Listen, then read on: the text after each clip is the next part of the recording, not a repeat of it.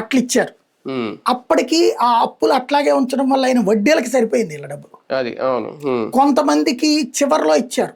ఏది మూడో ఏడాది నుంచి 4వ ఏడాదో ఈ 5 దశల్లో వేస్తామని చెప్పి 1,50,000 దాకా పే చేస్తామని చెప్పి వేశారు.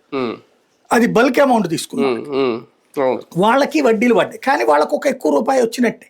కానీ వాళ్ళు మొత్తం టోటల్ గా పోతుంది అనుకున్నది 1,50,000 అనేటప్పటికి నష్టపోయారు.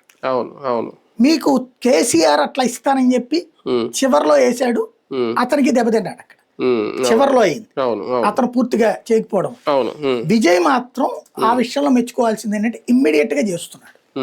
50,000 కానీ చెప్పింది అందరికి మొత్తం 50,000 ఇచ్చి మిగతాది ఇప్పుడు బాబు గారి పాలసీనే పెట్టాడు. కాకపోతే బాబు గారు చివరిలో చేశాడు, అతను ఇప్పుడే మొదటే చేస్తున్నాడు.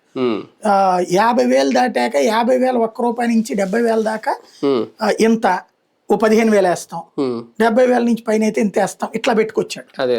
ఆ విధంగా తగ్గించుకుంటూ వచ్చాడు అతను. కాబట్టి ఒక అమలు చేస్తున్నాడు.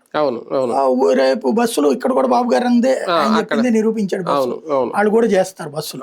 కర్ణాటక, పశ్చిమ బెంగాల్ ఇక్కడ అంతా. ఇక 1,500 రూపాయలు ఇస్తాడా లేదా, ఇది 2,500 అక్కడ ఇచ్చింది. అది చూడాలి, ఎందుకంటే ఇతని టైంలోనే బిగిన్ అయిపోయింది. ఎవరు స్టాలిన్ టైంలోనే 1000 ఇచ్చేవాడు. మన స్టాలిన్ చెప్పింది అదే, నీ వల్ల కాదు కానీ 2,500 ఇవ్వడం, 1000 బిగిన్ కంటిన్యూ చెయ్యి అని చెప్పాడు. అది చేస్తాడో లేదో చూడాలి. కానీ ఒకటి సార్,